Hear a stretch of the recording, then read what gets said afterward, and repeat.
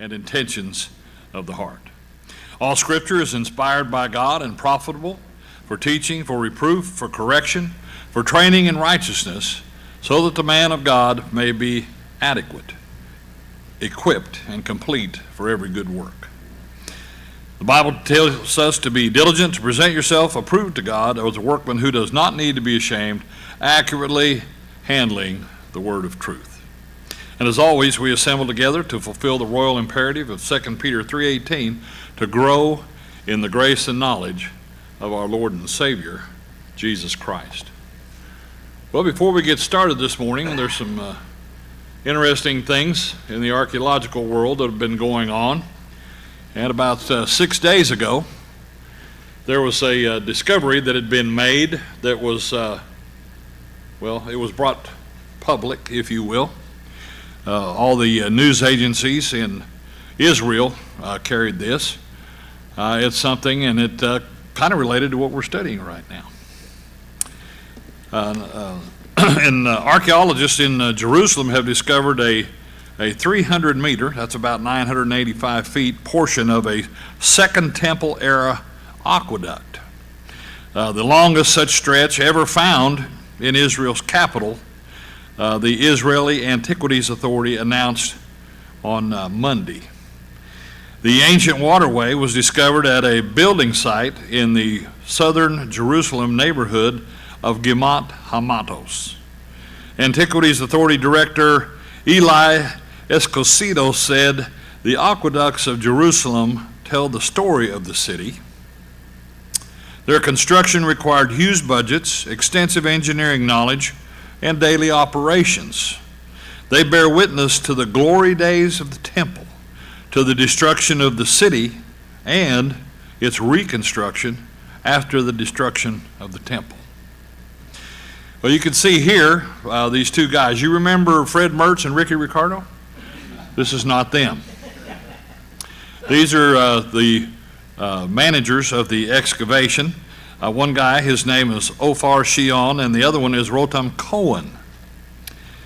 But anyway, you can see this is a part here where they ran the aqueduct into the ground, if you will, where an above-ground waterway fit up to it.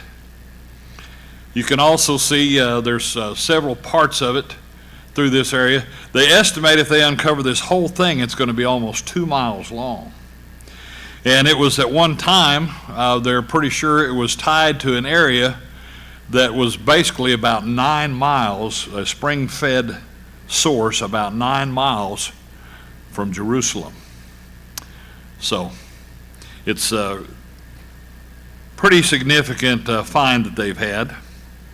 The excavation managers, Ophir Shion and Rotam Cohen, said that the waterway was built to bring water from further away because Jerusalem's primary water source, the Gihon Spring, couldn't meet the needs of the growing number of residents and pilgrims.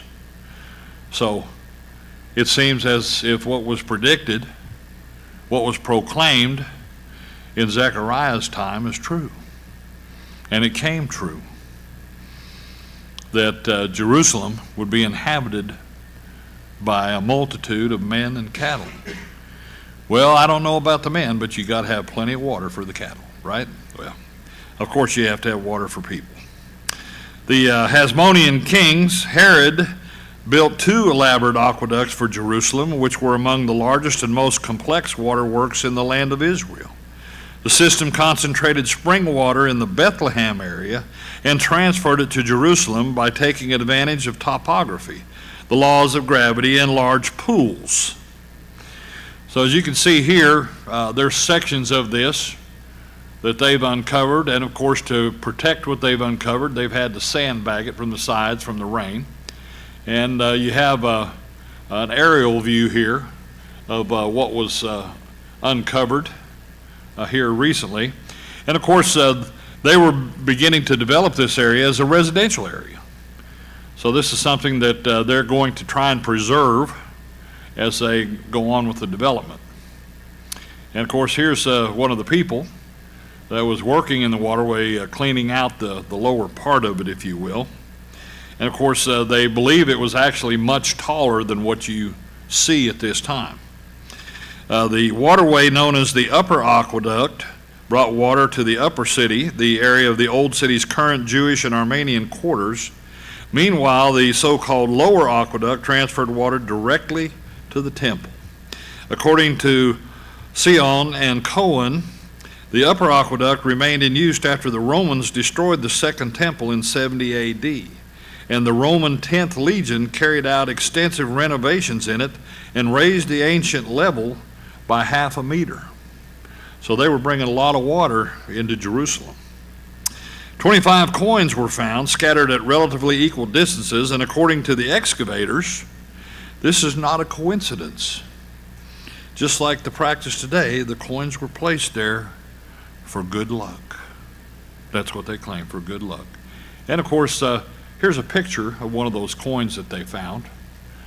The picture was actually in the Times of Israel with a bright white background, but I doctored up the sides of it so it wouldn't blind you on the screen there when you looked at it. But anyway, so because of the necessity for water, these aqueducts were built.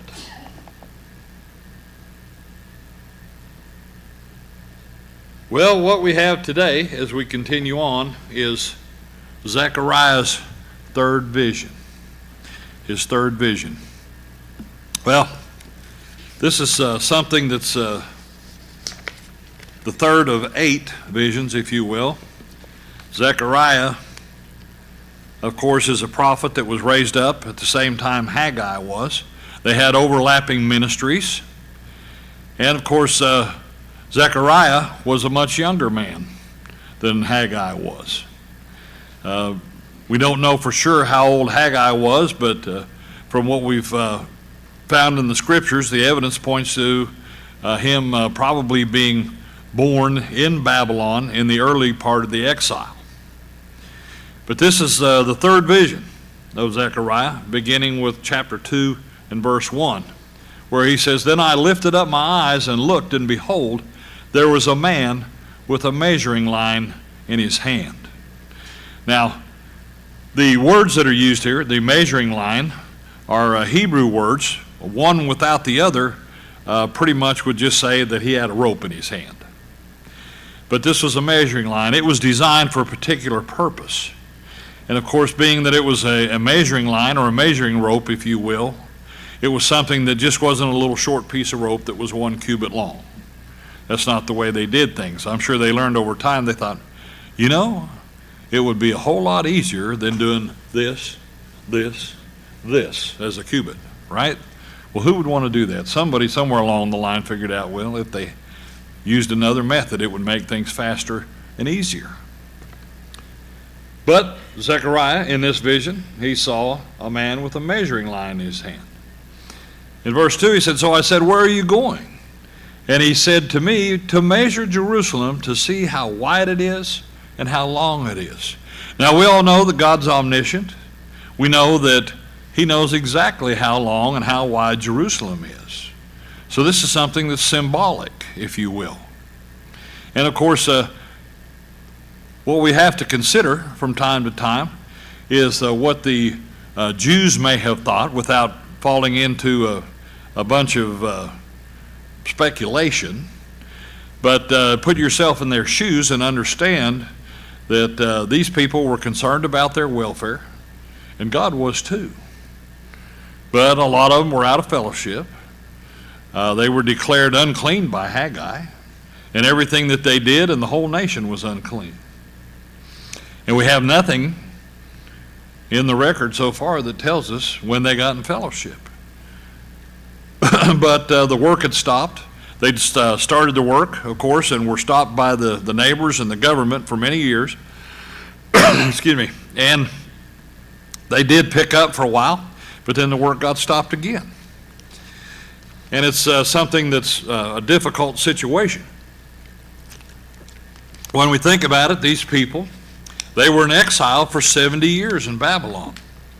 You think about that and you say, well, that's a period of divine discipline that the Lord put on them. You know, it was foretold by Jeremiah. Daniel read it in the writings of Jeremiah. And the people probably thought, hey, when Cyrus came in, made the proclamation, hey, we're going back home, everything's going to be wonderful, right? Nothing can go wrong now. That's probably what they thought. This is great. God set this all up, the government's behind us, and they get back and they do a little bit of work, and the next thing you know, people that have been exiled there by the Assyrian kings come and say, hey, you know, we believe the same God you do. We're the same kind of people. But see, they didn't have the authorization. It was the people of Israel and Judah, the northern kingdom and southern kingdom. They're the ones that had to come together to come back and rebuild the temple in Jerusalem. And I can see where the people would say, well, you know, we were authorized to do this and you weren't. We don't have any record of anything being said like that, but they did tell them, no, you know, we're going to do this on their own. Next thing you know, they had, code inspectors coming in, no, they didn't have people like that coming in, but they got stopped by government officials. The people actually hired lawyers. They hired lawyers, legal people, to petition the government and get it all stopped, and eventually they were stopped by force. Now that'd be a big blow to you after being in Babylon for 70 years, and the same government that authorized you to build this temple suddenly show up and they stop you by force. They come in. How did people get stopped by force? Well, the next thing you know, a big patrol of horsemen show up, military men, and there's probably a guy that pops up in a chariot, some official, and says, we got to shut this down. Now, that's probably something like that happened, but they got shut down. And of course, the people, the remnant, if you will, of Judah and Israel, probably through Zerubbabel, petitioned the government. So we have the decree of Cyrus. But of course, you know, by that time, guess what? Cyrus was dead. Cyrus was dead. And his sons were in power. So it took a while, and finally, a guy with integrity took the throne. Darius the Great. He took the throne, and it was during his reign that they found the paperwork, the records, if you will, because Cyrus not only decreed it, he had it written and stored. Well, moving right along, verses 3 and 4, it says, and behold, the angel who was speaking with me was going out. Now you remember the speaking angel. We met that guy earlier in the first vision. He was going out, and it says, and another angel was coming out to meet him. Another angel was coming out to meet him, and he said to him, run, speak to this young man, saying, Jerusalem will be inhabited without walls because of the multitude of men and cattle within it. That's right, there's going to be so many men and so much cattle that Jerusalem's going to have to be expanded. They can't build up walls, you see. And of course, you can imagine when the people heard this news, they probably didn't know what to think. They were probably more concerned about their welfare in the time being. This city had walls at one time to protect us. We need to build those walls again. That's what's more important. We need to protect ourselves, not depending on what the Lord could do for them.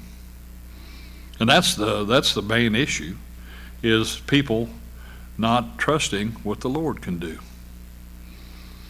Sometimes we have those issues ourselves in our daily life. You know, we're not depending on God. We're depending on sales of our goods and our services, you know. That's what we have to deal with. I wasn't too concerned about that years ago.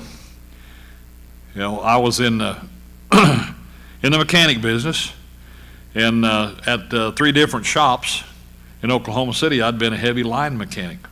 I worked at the first one for 2 years, and then they started laying people off. Then I went to work at another one down just south of Norman. I worked there for 3 years. Oil boom busted, so I was out on the street. I went back to tractor trailer stuff for a while. Then I worked for another dealership. Got a job. I was the first mechanic that got hired because I was the only one they could find that could pass a drug test and a lie detector test. If you can imagine that. I said, when I walked in there, I said, can I ask you how many people have tested for this? And they said, yes, you can. And I said, well, how many people? And they said, we can't tell you that. Anyway, I went ahead and took the tests, and they recommended me to be hired. And I worked for that dealership for a year, and during that time, while I worked for them, I got a call to go to work for the government, which I went to work for them, and I thought, you know, finally, after applying 5 times for civil service, finally, here it is. I have job security. A year and a half later, I was involved in a RIF, reduction in force. But they saved my job miraculously at the last second. Yeah. I was out in front of my house scraping the little decal off the bumper of my car. And they called and said, you need to come in and go to this place right away. I said, I'll be there as quick as I can. I'm scraping the decal. Oh, you already scraped your decal off? Yeah. Well, okay. And then after I went and they told me they saved my job, I had to go to pass an ID, get a new decal. Well, we didn't know. I'd been doing work where I had a toolbox and other equipment, and I'd already turned all that stuff in. And they sent me back to go get it, and they said, oh, well, we issued that to somebody else. I said, oh, great.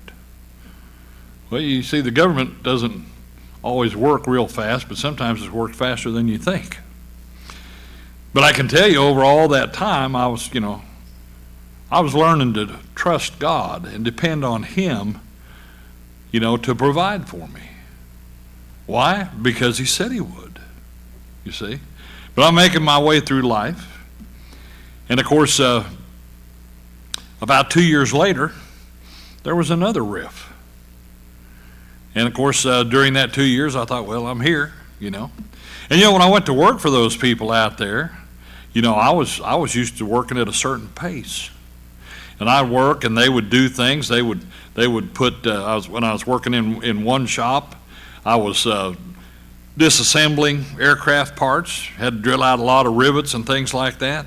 And people at break time or lunchtime, they'd come up and they'd put a rivet in the end of my air hose and plug it back in. And I go over to pick up my drill, and I'd pull the trigger, and nothing happened. And they were playing tricks. Like I come in one morning, and I had a desk that was assigned to me that had a couple of drawers on one end. Of course, it wasn't, a desk like you'd have in an office. This was something that was made for industrial work. And I usually laid all my parts on top of it, and I'd take them apart. And I opened my drawers, and it was full of those styrofoam peanuts. Then one time I went to school. They sent me to these classes, And of course, my supervisor had an extra set of keys for my toolbox. But there was this other guy they called a work leader. And you know what? He had access to those keys. So I went to this school for a few days, and I came back. And when I came back, opened up my toolbox, it was full of these styrofoam peanuts. So I walked into my supervisor's office, and the work leader was there, but the supervisor was gone. I said, okay. I said, I don't think our supervisor would fill my box full of peanuts. But I said, I know you got access to those keys. So is somebody trying to tell me something? And he said, yeah. He says, and I'm going to tell you this once. And he said, you need to take heed. And he said, you need to slow down. You need to slow down. And I said, why? He said, well, for one thing, you're making all the rest of us look bad.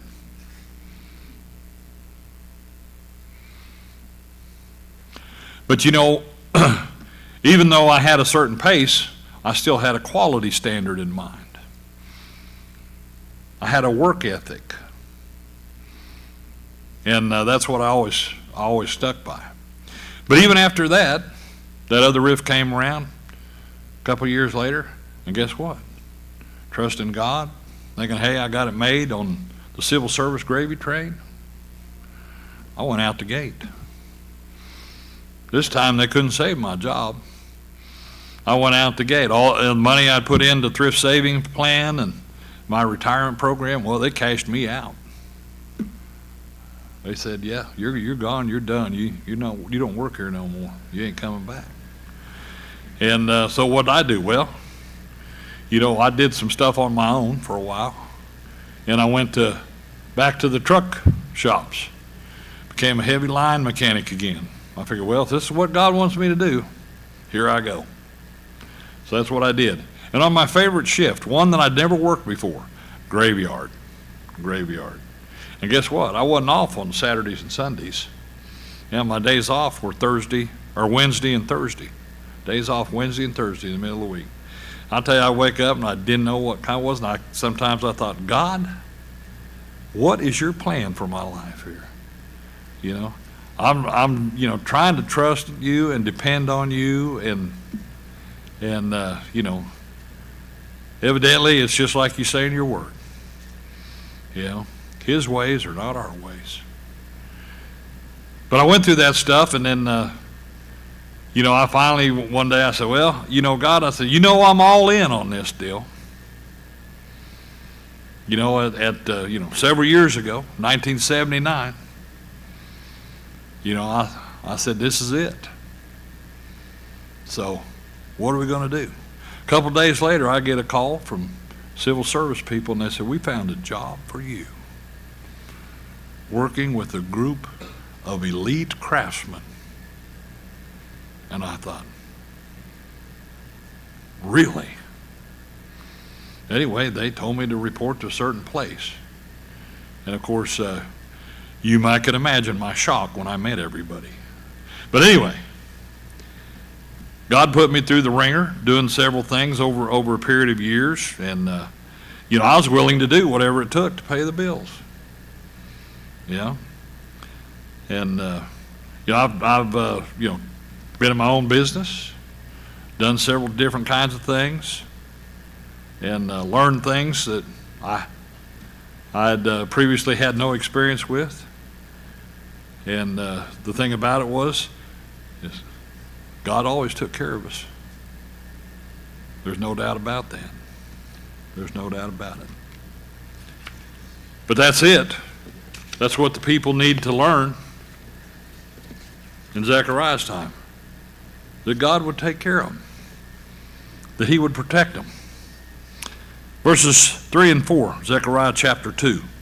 And behold, the angel was speaking with me, was going out, and another angel was coming out to meet him, and he said to him, run, speak to this young man, saying, Jerusalem will be inhabited without walls because of the multitude of men and cattle within it. Now there's a demonstrative pronoun in here. It could be translated this or that. Either one. But it's pointing to a specific person in the context. Beginning with the Hebrew here, we have the familiar Gehenna, which is the wow conjunction. It's translated and we have the interjection here, henna, which means often translated as lo or behold. So we have and behold. And this is something that's used to draw attention, of course, to what was seen by Zechariah. And that's followed by Hamalek, which is the definite article here, with the masculine singular noun malak, a messenger or angel. So we have and behold, the angel, and of course this is an angel we're familiar with as hadober. And this is the article with the cow masculine singular participle of the verb dabar, which is to communicate or speak words. And this is a substantive, the one who was speaking.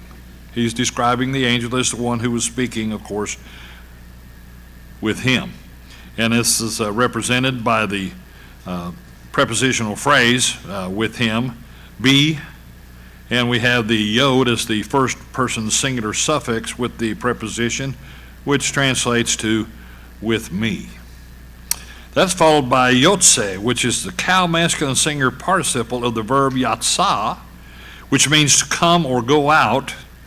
And of course, the angel who was speaking with me was going out. And then we have wu malak, which is a wild conjunction here again. And of course, we go from wa or we or woo or woe, these different things like this. I have that in here as basically a pronunciation of the word, and that's based on the vowel pointing that's under the letters. And this vowel pointing that's under the letters, that was put in over the years, and it's not inspired, but that's for pronunciation purposes is basically what it is. But it is the wild conjunction here. And, translated and, plus malak, which is the masculine singular noun, a messenger or angel. So we have and angel. That's followed by the masculine singular adjective aker, which means other or another, and could be translated or another one. So we have and another angel, and that's followed by the cow masculine singular participle yotze, which is, of course, from the verb yatsah, to come or go out. And of course, again, we have who was coming out. So we have two angels in motion is what we have here in Zechariah's vision. He was coming out, and then we have li karathwo, which is the lamed preposition, 2 or 4, plus the cal infinitive construct of the verb kara, to meet or to encounter. So he's coming out to meet, followed by thwo here, which is third person masculine singular suffix, would be him or his, but he's coming out to meet him. Who's he coming out to meet? The other angel. Two angels in motion. Earlier, we had the man with the measuring line in his hand who was in motion, because we know Zechariah said, "Where are you going?" So he was in motion there with another verb. We understood that. And now we have the verb yatsah here, which is basically it's a synonymous word, that's a verb of motion, if you will. But he's going out to meet him. That's followed by wayomer in verse 4, translated, the wild conjunction is translated and, plus the cal imperative. Third person singular of the verb amar, to speak or say, and he said. I'm sorry, that's imperfect. Anyway, this is, of course,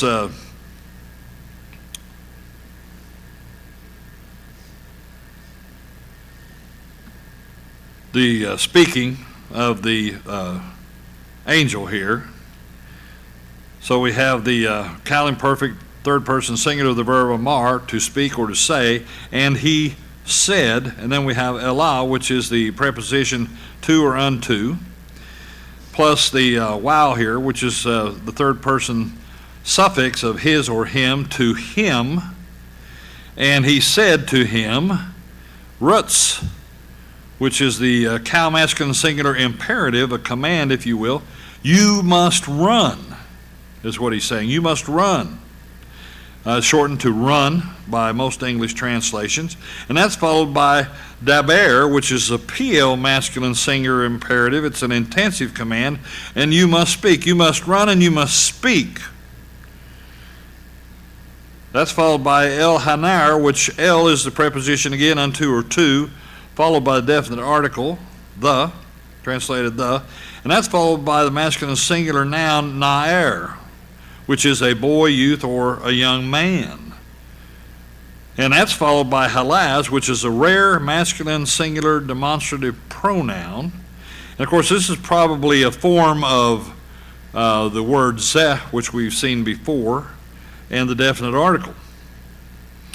But it's an intensive, it's used for intensive purposes, but it's very rare in the Old Testament, which means this or that.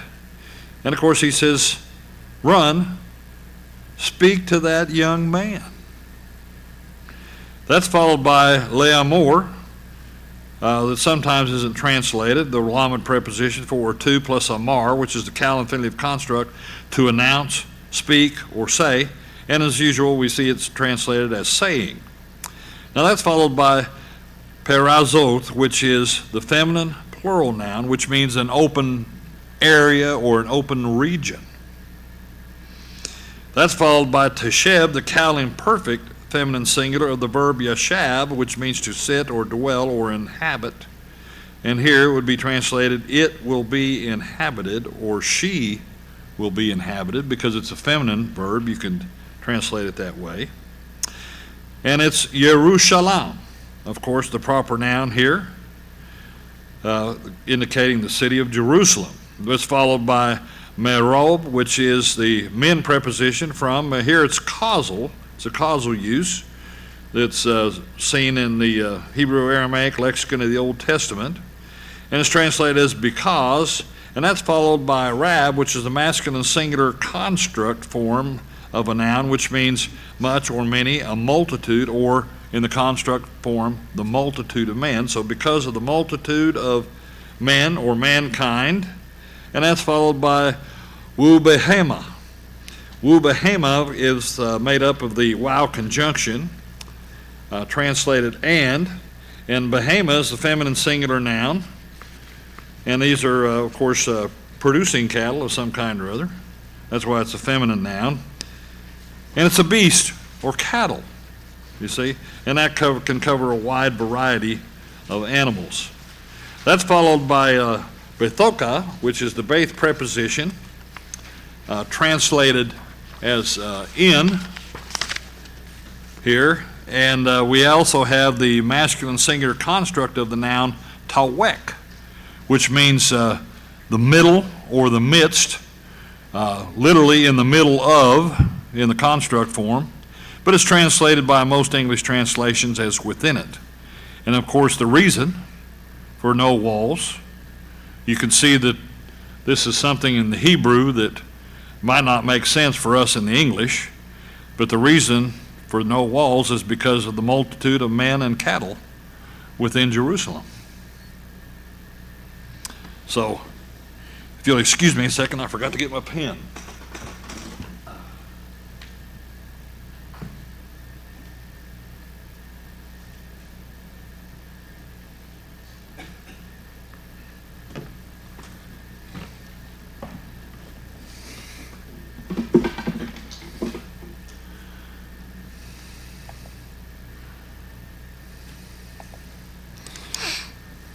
Exposition, point 1. These verses are clearly connected to the previous proclamations about the Lord's recovery plan that was declared in chapter 1, verses 16 and 17 for the remnant of the people in Jerusalem. And of course, we know these people by a few names: the workforce, the remnant of the people of Judah and Israel that returned from the Babylonian exile to rebuild the temple. Point 2, verses 3 and 4 are a continuation of the record of Zechariah's third vision, in which another angel appeared and functions as a messenger for the Lord during the twilight hours of 24 Shabbat, 520 BC. And we know that's basically mid-February under the Roman calendar. Point 3, the other angel communicated directives to the speaking angel, who was directed to declare an important special message to the surveyor, Zechariah, who would declare it to the remnant of the people of Judah and Israel. So this is the message that's declared, something that goes out. Zechariah hears it, and of course it's his responsibility to report these things to the remnant of the people. Point 4, immediately after the man with the measuring line responded to Zechariah's question, and of course that was, "Where are you going?" his attention was quickly drawn to the speaking angel, who was moving from his previous position with Zechariah near the ravine.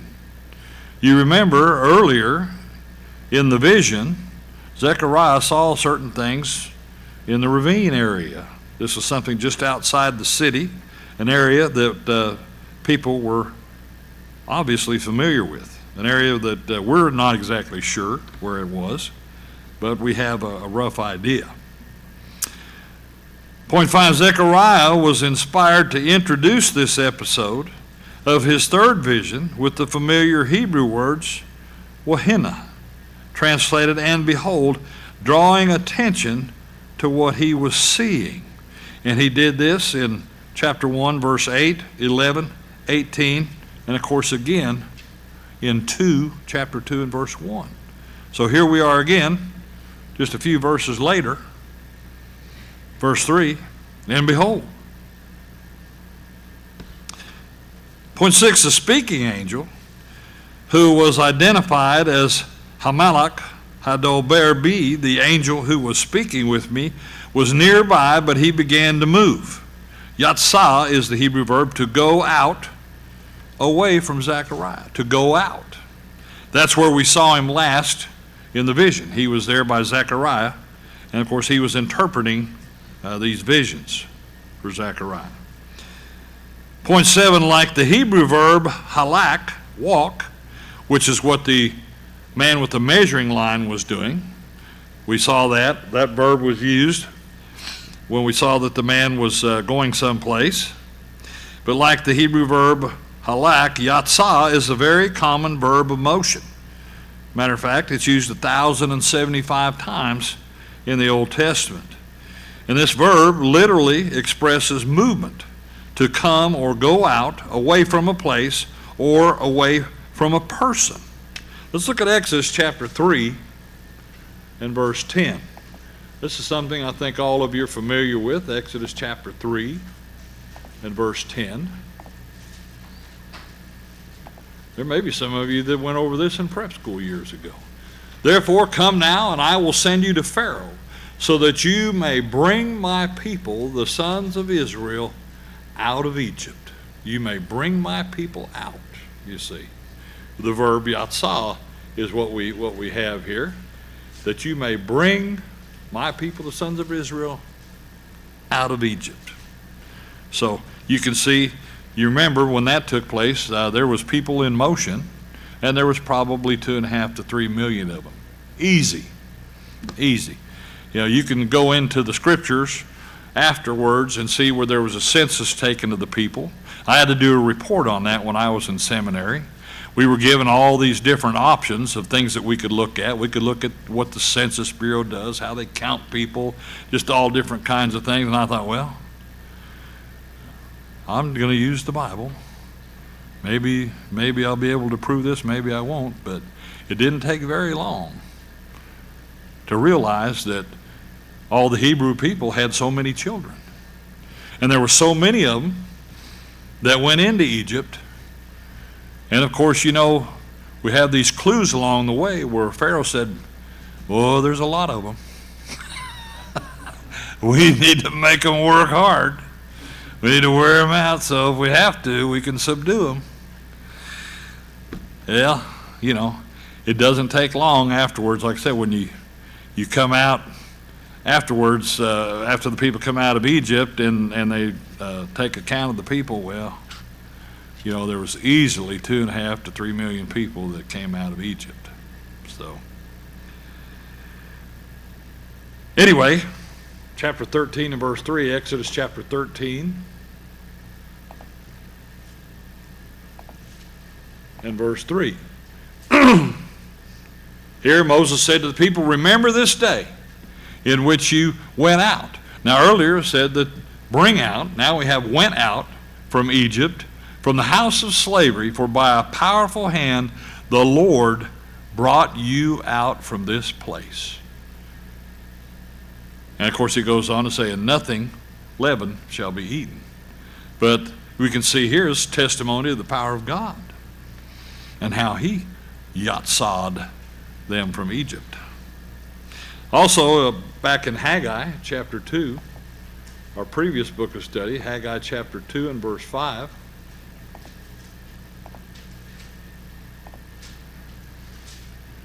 a reference back to what we just looked at. As for my promise which I made you when you came out Yatsah of Egypt, my spirit is abiding in your midst. Do not fear. Do not fear. So, over a period of months, these people in Jerusalem, they got these proclamations and declarations from these two prophets, trying to encourage them. And, of course, letting them know that they were out of fellowship. They were unclean. They needed to do something about it. They needed to trust God. God made all these promises. He told them, don't be afraid. I'm right here. I'm right here. Point 8, the verb yatsah is also used literally and figuratively to depict the movement of God's creation in regard to the animals, plants, trees, vegetation, and even the sun. We look back to the Genesis account, chapter 1. Genesis chapter 1 and verse 12. We see what the earth did here. The earth, yatsah, brought forth vegetation, plants yielding seed after their kind, and trees bearing fruit with the seed in them after their kind, and God saw that it was good. So the earth did something here, and of course, so in turn, so did the plants and the trees. So these are things that have happened. And of course, we look at Judges chapter 5.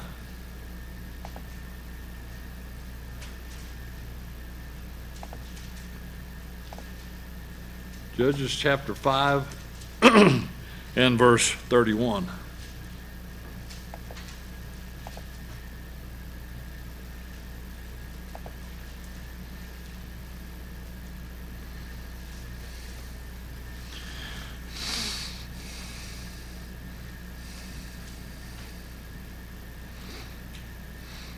And this declaration says, thus, let all your enemies perish, O Lord, but let those who love him be like the rising of the sun in its might.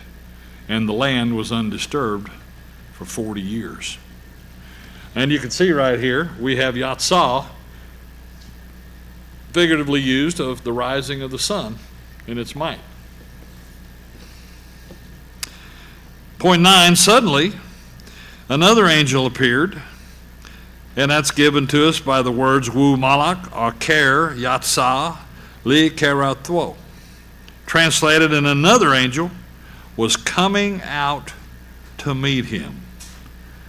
Okay, and of course, to meet with the speaking angel. So we have another angel here. The speaking angel, we saw him in chapter 1, verse 9, 13, 14, and 19. Point 10, the angel is described with the common Hebrew adjective that occurs 897 times in the Old Testament, aker, translated another, which not only indicated that an additional angel had appeared in the vision, but also indicated that he was an angel of another kind. Let's look at Genesis chapter 41. Just as an example, Genesis chapter 41, verses 2 and 3.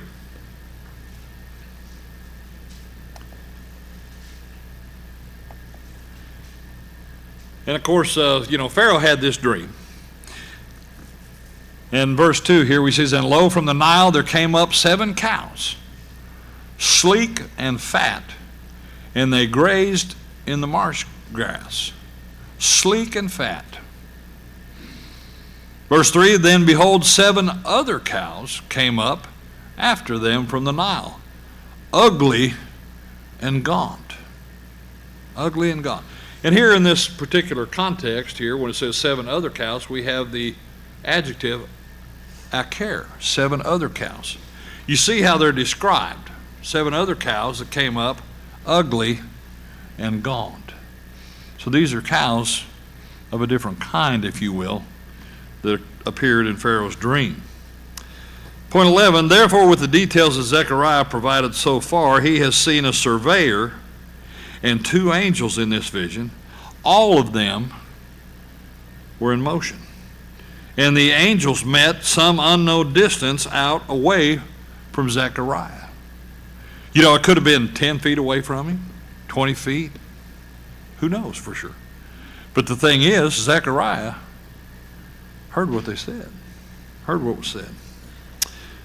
Point 12, the adjective akar was first used by Moses in his quotation of Eve's words after she gave birth to another son, whom she named Seth. So if we go back further into the Genesis account chapter 4 and verse 25. And it says here, and Adam had relations with his wife again, and she gave birth to a son and named him Seth. For she said, God has appointed me another offspring in place of Abel, for Cain killed him. Well, obviously we know that Abel and Cain were two different types. One was positive to the plan of God, and the other one was negative to the plan of God. Seth here is an additional offspring of another kind. You see? And you go on through the record and you see that not too long afterwards that men began to call on the name of the Lord again, implying that they had stopped.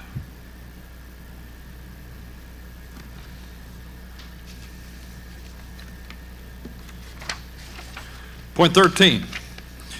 In the 10 commandments that the Lord spoke to the Exodus generation, the first commandment states, "You shall have no other gods before me." And the Jews said, "We'll have some after." We see that in Exodus chapter 20 and verse 3. And of course the adjective that is used there is the adjective akar. Exodus chapter 20 and verse 3.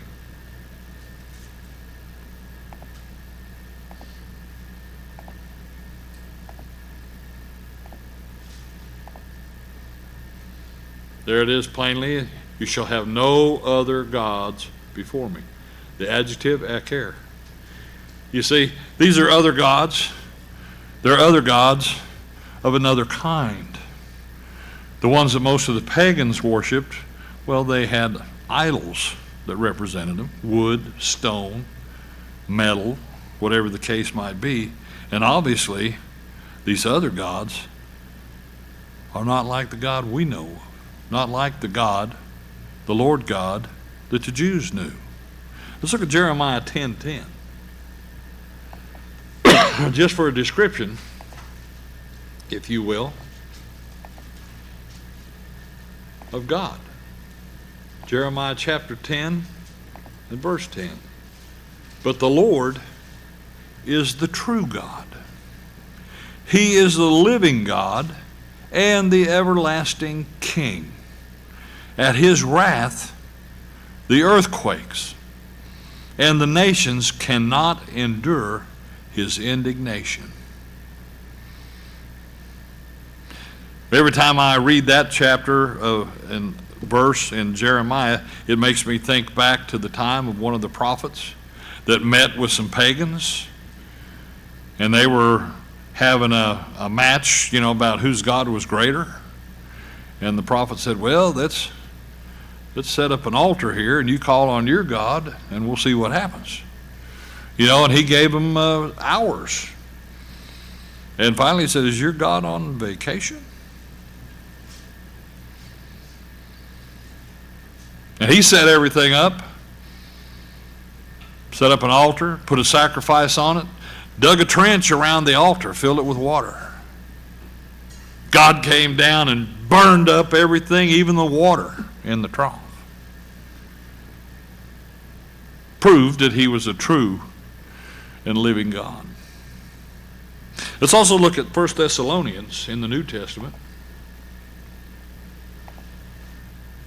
1 Thessalonians chapter 1, verses 9 and 10. And Paul, talking to the Thessalonians in this letter, he said, "For they themselves," talking about some other believers, "report about us what kind of a reception we had with you, and how you turned to God from idols to serve a living and true God, and to wait for his Son from heaven, whom he raised from the dead. That is Jesus, who rescues us from the wrath to come. That's right. Jesus rescues us from the wrath to come. For all those people out there that don't believe in a rapture, well, we're going to be rescued from the wrath of the tribulation because of Jesus Christ. Let's go ahead and take a break, and we'll pick up at point 14 in about 15, 20 minutes.